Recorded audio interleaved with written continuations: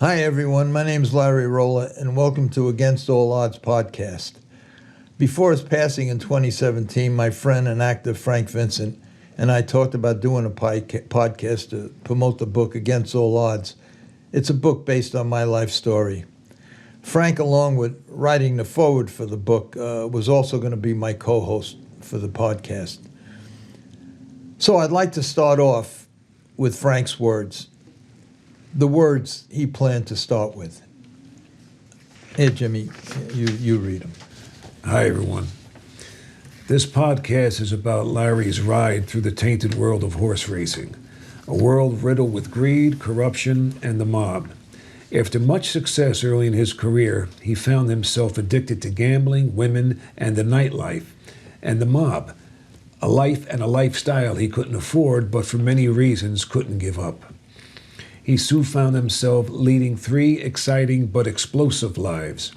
First, a well-respected trainer of many top racehorses owned by legitimate, prestigious, wealthy people. Second, as a mob-connected, race-fixing gambler that played outside the rules and proved that everything and everyone had his price. The third, a big-spending, high roller dressed in the finest clothes, driving high-end cars, eating at the best restaurants, and always surrounded by beautiful women. In my view, this story is a combination of Goodfellas, Wall Street, Casino, and Seabiscuit all rolled into one. I can say that because I was a small part of it. We'll talk about that with me at his side. All right, those were Frank's words, and I thought it'd be fitting to open this podcast the way he wrote it. However, there'll be two changes. The first change will be this podcast is not to promote the book. This podcast will be a preface for a TV series that's being written as we speak. The second change will be Jimmy sitting in Frank's seat. Jimmy's a personal friend of mine and was a personal friend of Frank's. And he'll be right by my side. And if there's any questions you have pertaining to anything we talk about in this podcast, you just send your questions to the email listed below, and everyone will be answered. Now, Jimmy, before we get started, why don't you just tell them a little bit about yourself, and then we'll go straight ahead. Hi, listeners. I'm Jimmy DeModica. I'm from Belleville, New Jersey, and the streets were my life. And I'm so happy to be part of Larry's team and being his right-hand man. Frankie Vincent, who now resides in heaven, allowed me to do so. One thing about Larry's book, though, it's no matter what page you're on, no matter what chapter you're on, I find it so riveting. But I wanted to know the main thing, though, Larry. What actually made you want to write this book? What made me want to write it was a phone call I got right around 2017, 2018 from Frank Collada. And he called me up and he said that he wrote a book, and the response that he got from the chapter that he put in, that was based on some business that we had, he got the most calls from that, and the most responses from that. And he says that he advised me, he says, you should write a book about yourself. He says it'd be a hell of a story, and that's how this book came about. Interesting point about Frank Collada. He was from Las Vegas, and his boss was Tony Spilotro. He ran that real high-power burglary ring called the Hole in the Wall Gang. And being that they were from the Chicago crew, Tony Spilotro ran everything out the way it was. As a matter of fact, Frank was the technical advisor for the movie Casino. And as a matter of fact, Joe Pesci played Tony Spilotro's part. But Larry, mostly though, why don't you tell the people from the beginning, how did a 17-year-old kid get to have a sit down with one of the most famous five family bosses, Tommy Three Fingers Brown Lucchese? Tell us, Larry. I'll start from just about the beginning. I knew early on I wasn't a Boy Scout type of guy, and even though the neighborhood I grew up in was infested with gangs and mobsters, I realized that life wasn't for me. I got no kick out of getting my nose broke every other day and somebody bashing my head in or hitting somebody with a bat.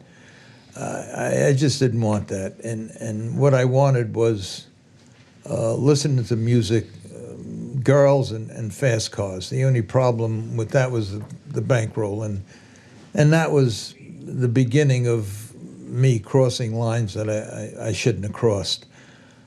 To support these obsessions that I had, and that's what they turned out to be.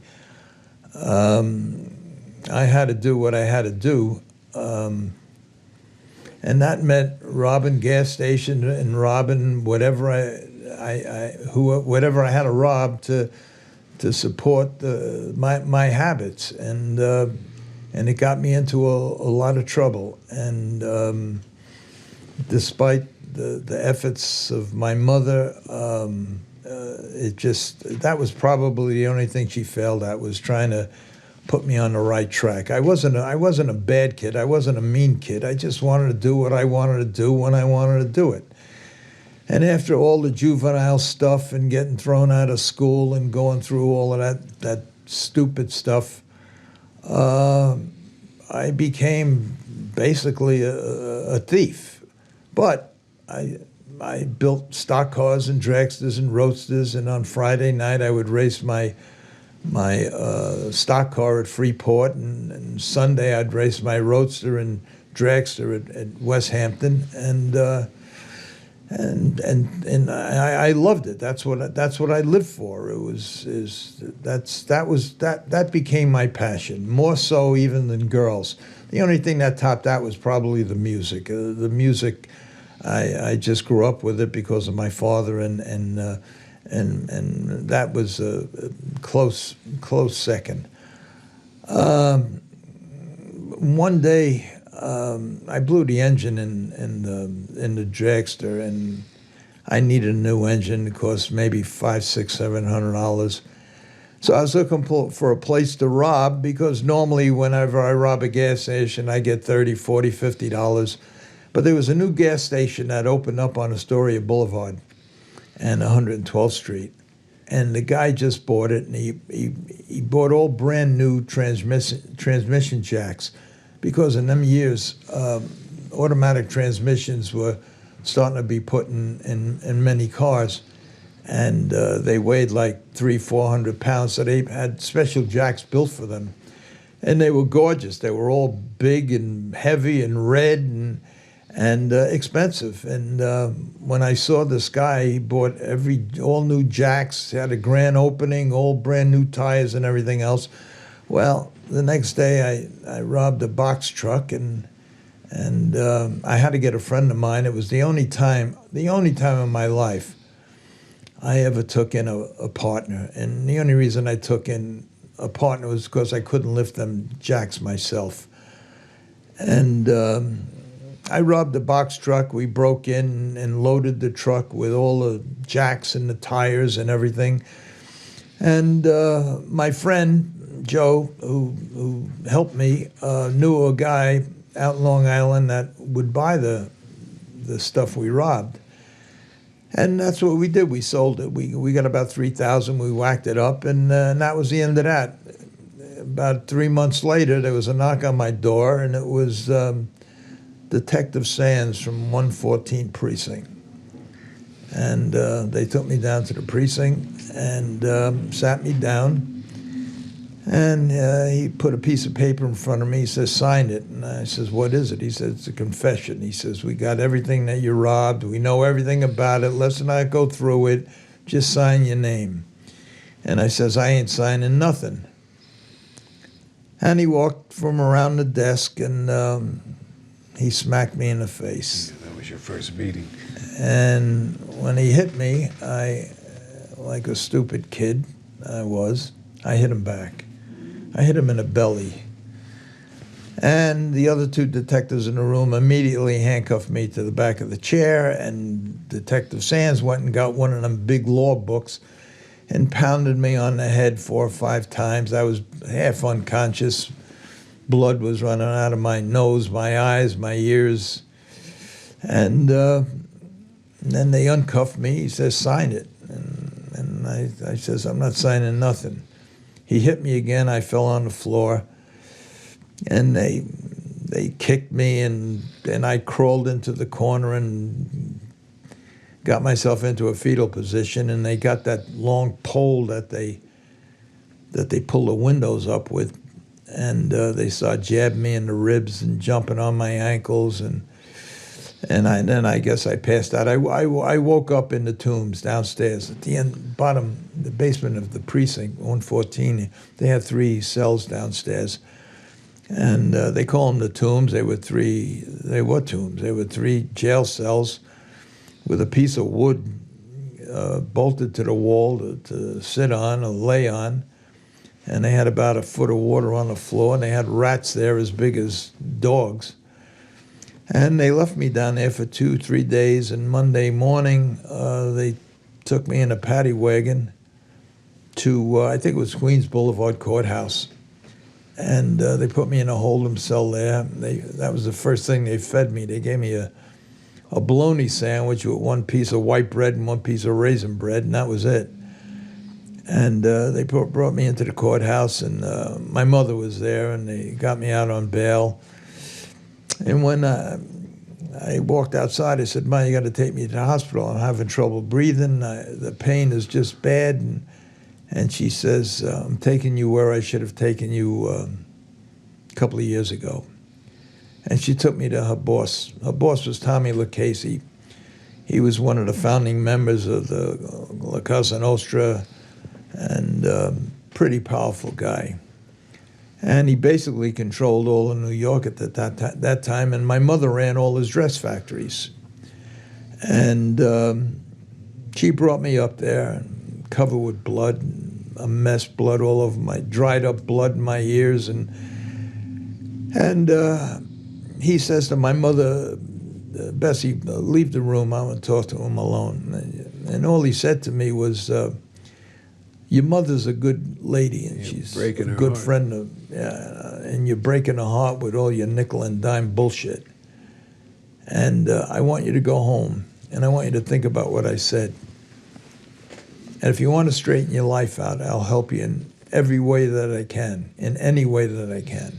And you'll never have a problem, including the one that you have now. They'll go away. Now get out of here and think about it.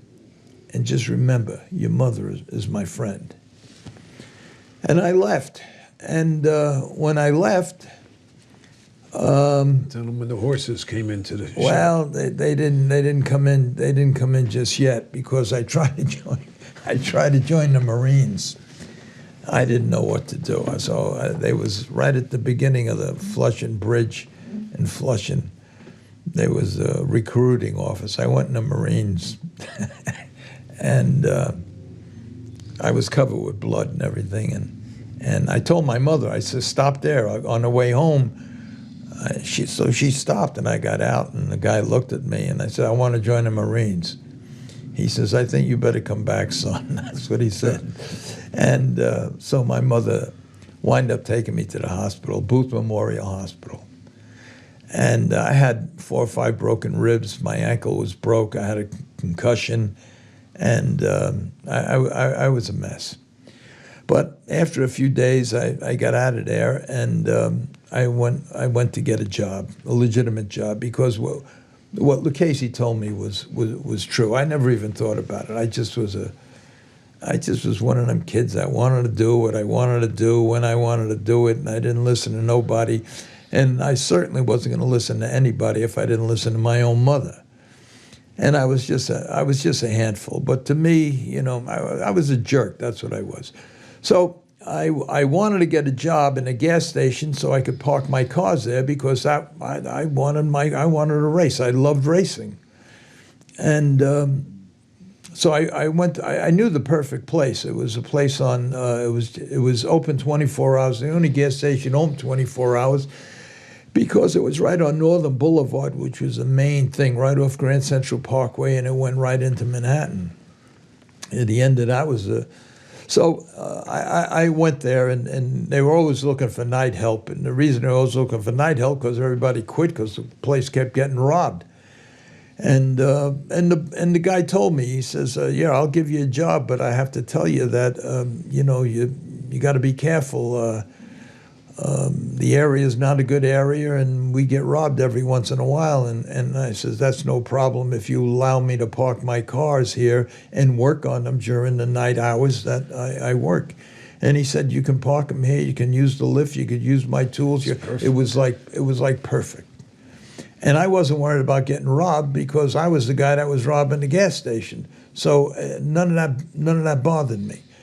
And then one night, a horse van pulled in, and that's where the horses come into play.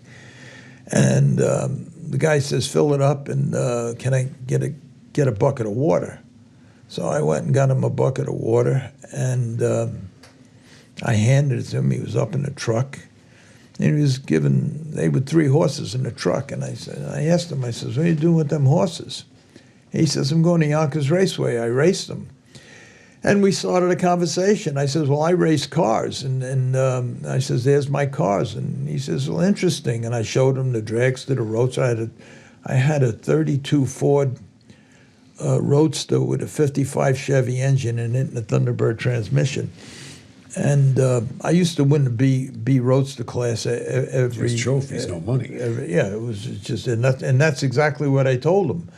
I says, and I have a room full of trophies for winning, and I have a room full of trophies winning my class with the dragster. And I says, what do you get if you win a race? He says, oh, there's purse money. And I says, you race some money? And he says, yeah. And I says, I'd like to, I mean, I just, as long as it was racing, as long as there was competition, so he invited me out to the farm, and the next day I went to the farm, and I never went back. I stayed there for 6-7 months. He taught me everything, and I loved it. I loved it. I couldn't wait to get out there. And naturally, the first day he let me take a horse out was raining like crazy. It had been raining for 2 days, and the track was muddy and everything. But I loved it, and I stayed there. Then he sent me to Buffalo Raceway, and I knew then that's what I wanted to do the rest of my life. It was just as exciting as racing cars, and I love animals. I fell in love with the horses, and it was just a combination of just racing the horses, taking care of the horses, fixing them if they had problems, and then winning races. The challenge was just great.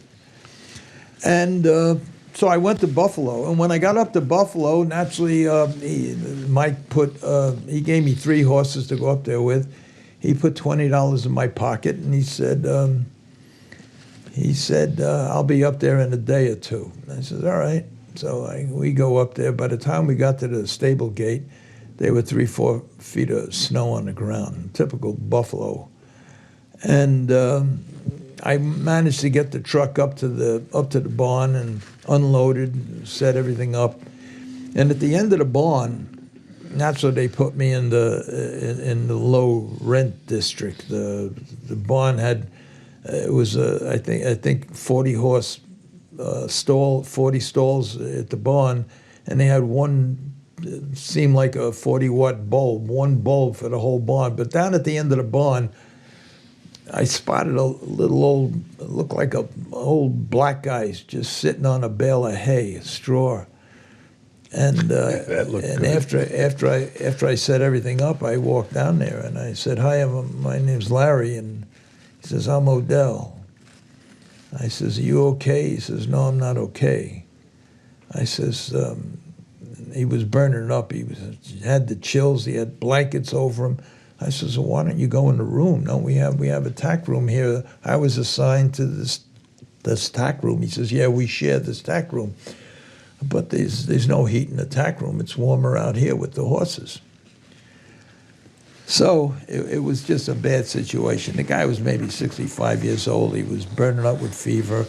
I crushed up a couple of horse aspirins. I gave it to him, and that was it. He made the night. The next morning, I walked into town and I found a hardware store and I asked them if they had a heater for sale. And he said no, he was all sold out. I says, I need one. I got a sick guy at the track. And he says, well, I have one that we use in the back. We don't use it, but we keep it. I says, please sell it to me. And he says, okay, $40. And I says, I only have 20. And the bottom line was he gave me the heater. And I brought it back and put him in the room. I called for a vet the next morning, and the vet came. I think he gave him, I don't know what he gave him, but he started to come around a little bit. But in the meantime, I took care of his horses. He had 4 horses there, and I took them out, and I took care of them. And it was an all-day job between his and mine, but I didn't mind. I loved it.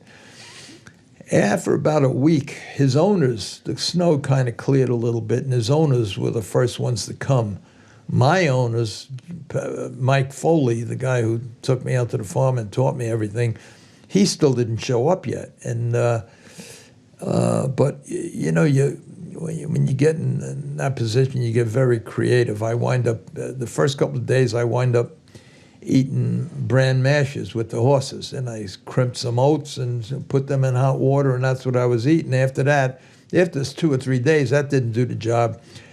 Odell started to help me. We trapped some pigeons, and then we would cook the pigeons and eat the pigeons, and it was tough. But then his owners came up, and we got along real well, and he was thanking me for everything that I did to help him, and it worked out well because his owners were very good friends with the presiding judge, a guy called Gordon Verhurst, and they knew that I wanted my license, so they brought me into Gordon's office, and they said, "This is a good friend of mine. He's looking to get his trainer's license and his driver's license." This was for the trotters, not the thoroughbreds. And so Gordon Verhurst says, "Well, look, normally the routine is I give you a fair license, and then you have to go to all the fairs around town and do that for a year and have satisfactory drives at the fairs, and then you come back here the following year, and then I give you a qualifying license, which means you can drive in qualifying races at this track, and if you have 20 successful drives, then I give you a provisional license." He says, based on what my friend here is telling me, is that you did a lot of good things for him, and he asked me to do him a favor. So the favor is I'm going to give you I'm going to pass the fair license. I'm going to give you a qualifying license, so you could drive right here in front of me, and if it works out, you'll leave here with a provisional license. So I thanked him, and that's exactly what I did. And I used some of his horses and my horses, Mike's horses, and out of I think it was 7 or 8 qualifying drives, I win. I think I win them all except one. And near the end of the meet, about a week before the race meet ended, he called me into the office. The judge did, and Gordon Verhurst, and he says you have some talent, and I'm going to give you a provisional license, and I'll be watching your career. He says, so be careful out there, and good luck to you. Well, I was all excited. The race meet ended. We shipped back to Mike Foley's farm, and I told my mother. And she was happy for me. It was the first time she got a phone call where I wasn't in jail, or I wasn't in a hospital, or I wasn't busted up. She was very happy. And she called me 2 days later. I was at the farm, and she says, "You got to come home. I have something for you." So I said, I don't have a car. And she says, "Just get here." That was when Lucchese took care of you, Well, right? that's the beginning. So I asked Mike to borrow his car, and he gave me his car, and I went home, and my mother said, "Here, this is one Lucchese. This is from Tommy Lucchese." And she gave me an envelope. I opened up the envelope. There was $20,000 in the envelope. And he You says, bought your first horses, right? she says, Tommy said, buy whatever you want, do whatever you want. If you need more, just let me know, and good luck to you. So I immediately bought 4 horses and the equipment that I needed. And Mike told me that the stall application for Roosevelt Raceway, which was the biggest racetrack, there were 2 major racetracks back then, Yonkers and Roosevelt. And I put in my stall application for 4 stalls, and I got a letter back about a week later saying I was denied stalls. And this was all brand new to me. It's the first time I ever did it. I didn't know what to do. So I says, Mike, I says, what do I do? They denied me stalls. I got the horses. What am I going to do? And he says, well, that's what happens sometimes. He says, you're brand new. Nobody knows who you are. And the stalls, they only have 1,100 stalls. They're hard. It's hard to get in. He says, you're going to have to go to other tracks and, work your way back here. So I called my mother, and I says, Ma, I don't know what to do. They didn't give me stalls, and I don't know what to do. And they told me to go to other racetracks, and Mike gave me a list of other racetracks, and they're all out of town, Dover Downs and Green Mountain and Vermont and Delaware. And she says, I don't know what to tell you. She says, let me see what Tommy says. She calls me the next day, and she says, Tommy said... Made the magic wand again. Yeah. Tommy said, ship the horses to the stable gate. There's 4 stalls waiting for you. I says, how did he do that? She says, he did it. Just do what he said. So I load the horses up, Mike's truck, and ship them over there. Sure enough, the stall man comes out. Larry Roller, yeah, come with me. They gave me 4 stalls and the barn, the first barn. I couldn't believe it. So I called my mother up. I says, Ma, I got the stalls. How did he do that? She says that Roosevelt Raceway is owned by Morton Levy. And Morton Levy was the attorney for Frank Costello, Lucky Luciano, and Tommy Lucchese. And he just picked up the phone and got whatever he wanted. Not only did I get stalls, but there was something else I was not even aware of, that because it was a premier racetrack, provisional drivers who are basically apprentices are not allowed to drive there. The best drivers in the world are there. And I was not aware of this. I didn't know. I thought I could just drive. But I put the entry in. Mike says, just put your name down. And I put my name down, and the program came out with me down as a driver with a P next to my name. Well, there were 2 or 3 drivers that were racing there that said,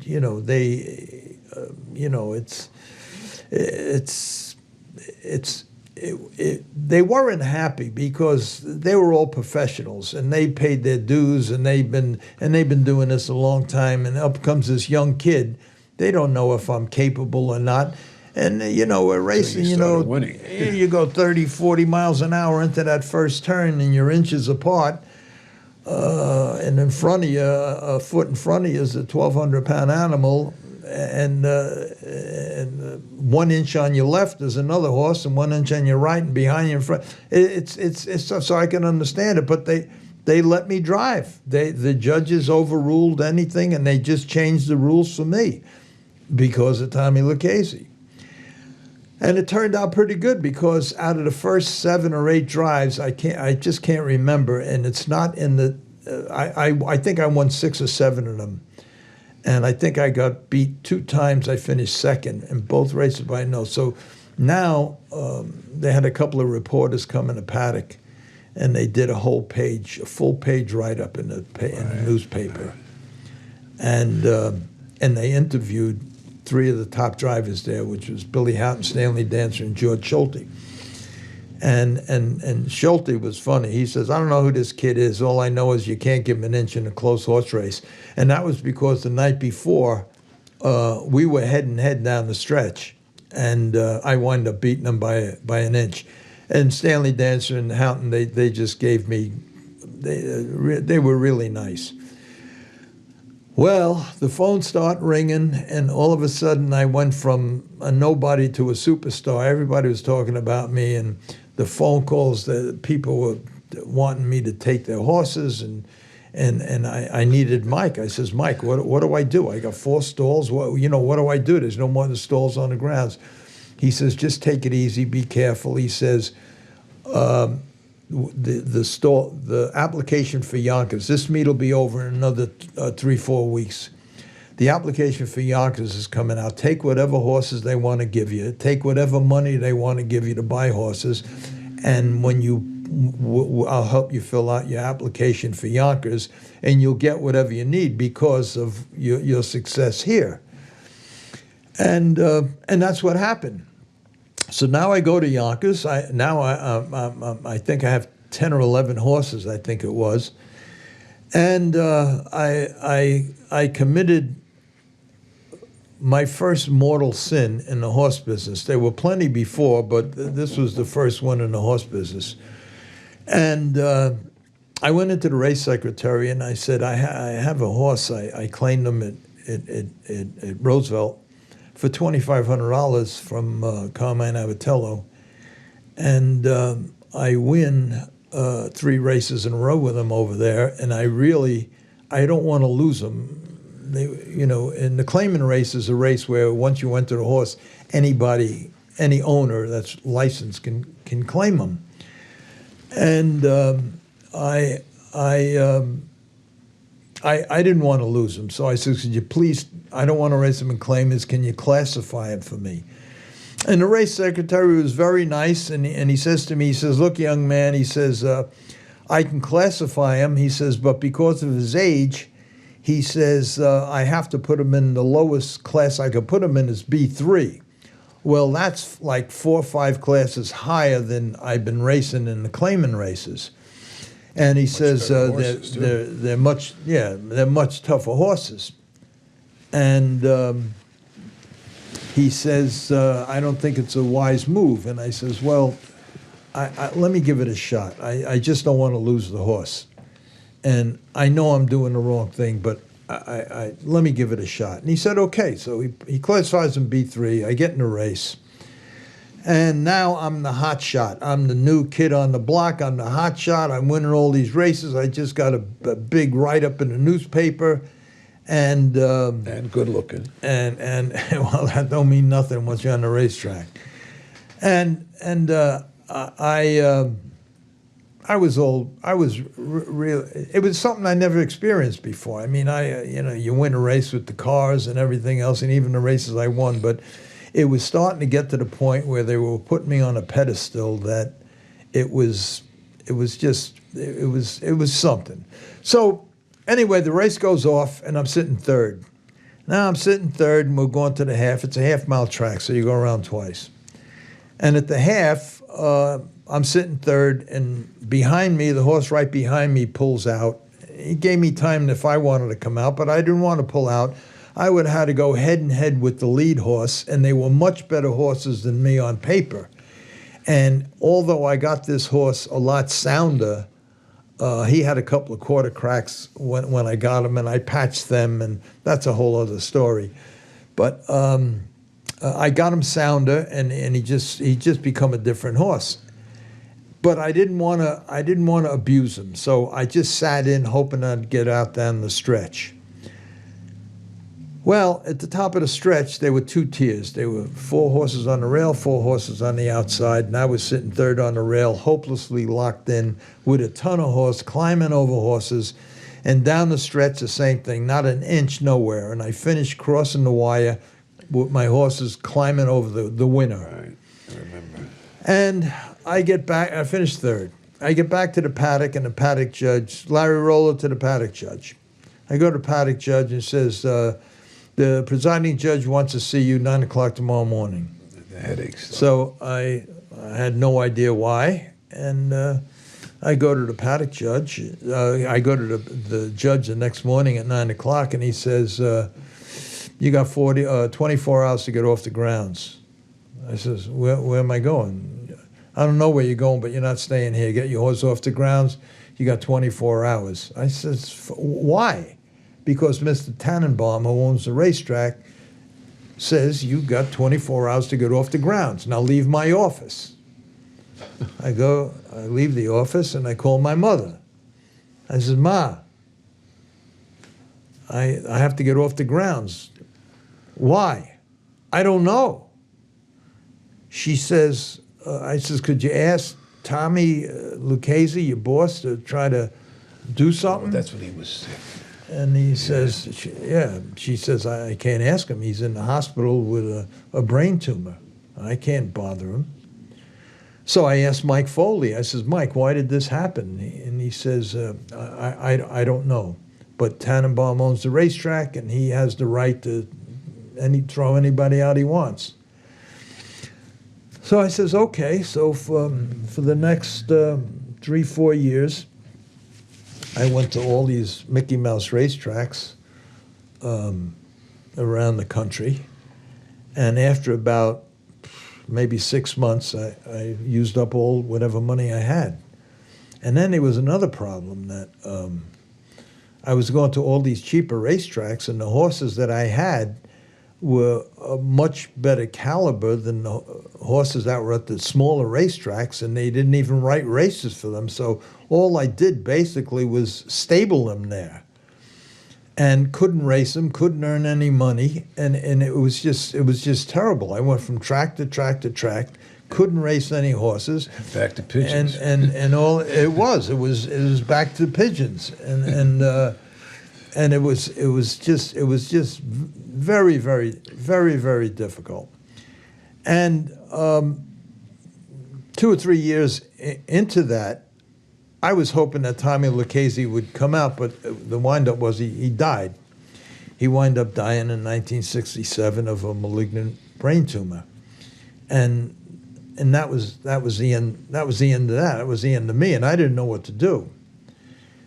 And but I applied for stalls at Freehold Racetrack in New Jersey, just out of sheer, because once he died, my obligation, as far as I was concerned, was over. I didn't have to worry about him losing faith in me, or me getting in trouble, or my mother getting in trouble.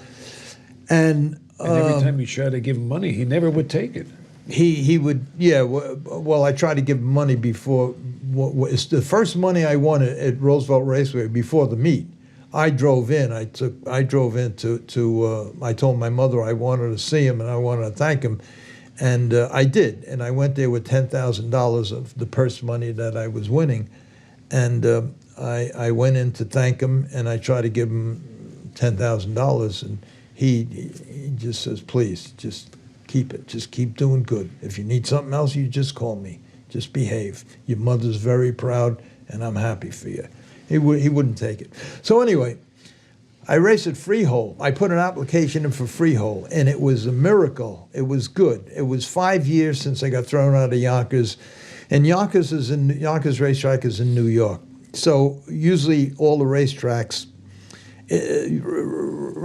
are odd because the Congress of the United States gave the racing commissions the right to write their own rules and govern their own body.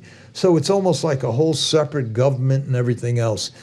And they have reciprocity, which means if one racetrack bars you, they all bar you. So you're basically dead. But the smaller tracks take you in only because they need horses, right. They need. So I applied because Mike asked me to. He says, take a shot, take Freehold. He says, the new general manager there, McClune, and they did. They gave me stalls. So they gave me stalls, and it was the first time that the condition sheet came out, and they were races for the horses that I had.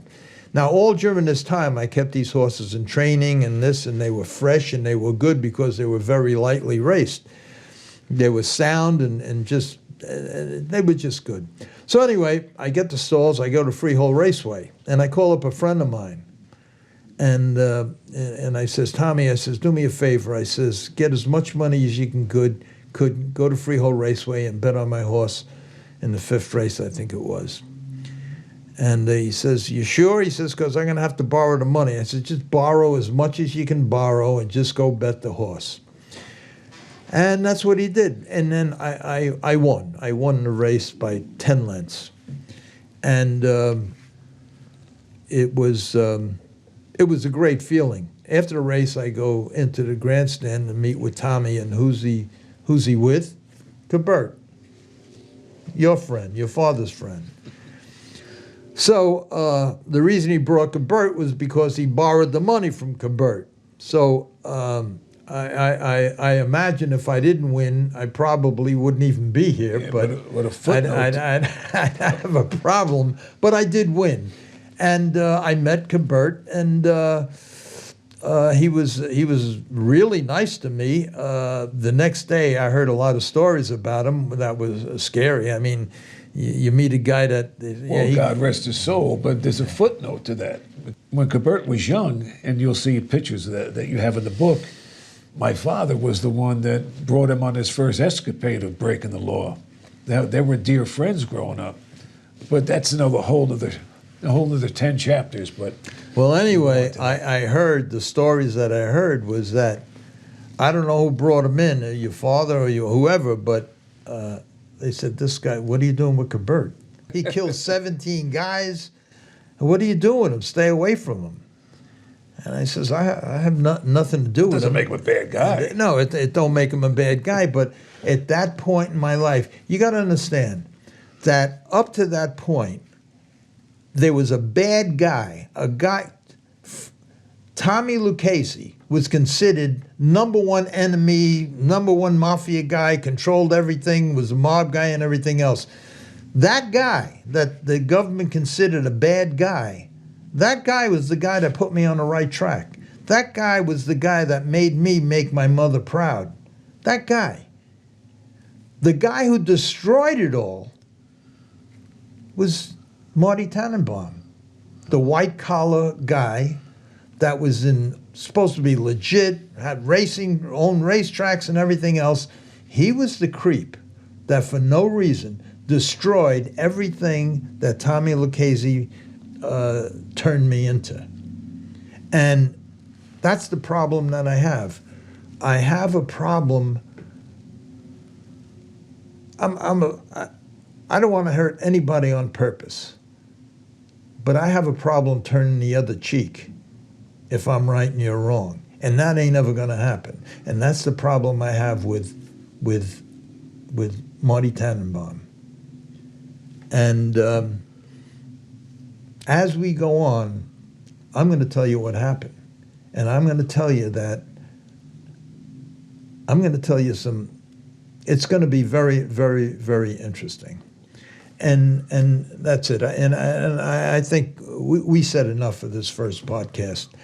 Well, you know where this guy lives at? I'm going to go see him. No, I have everything handled under. Everything is under control.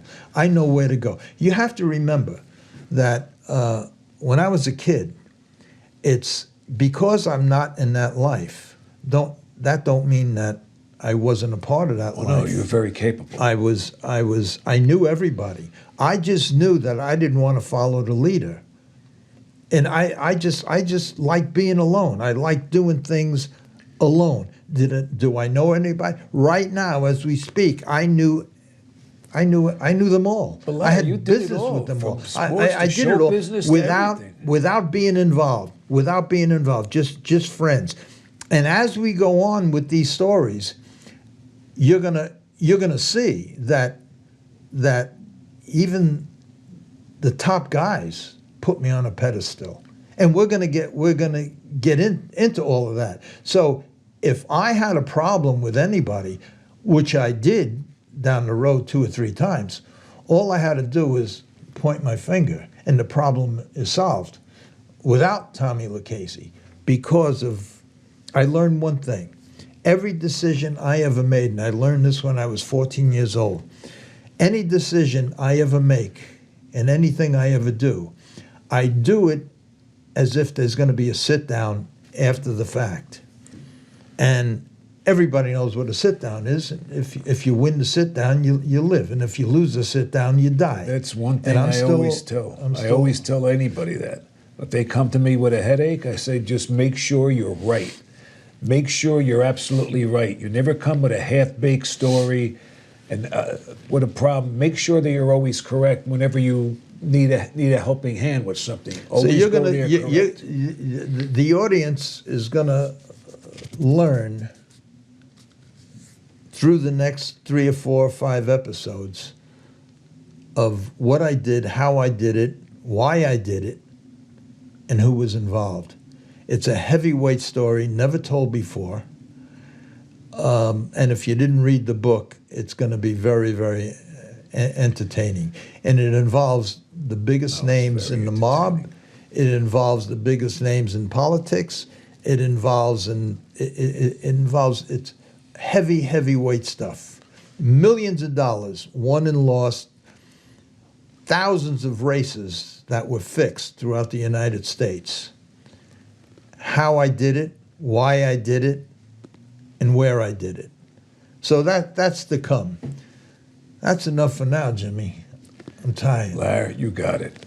I enjoyed it. So let's wrap it up. And if once again, if you enjoy these stories, there's a whole lot more to come. And just remember, send in your questions. Send it to the email listed below. They'll all be answered. And I hope to see you next time. We'll have another one. We'll have another session next week. And for you people out there on the bottom, you can subscribe there and hit like. See you next week.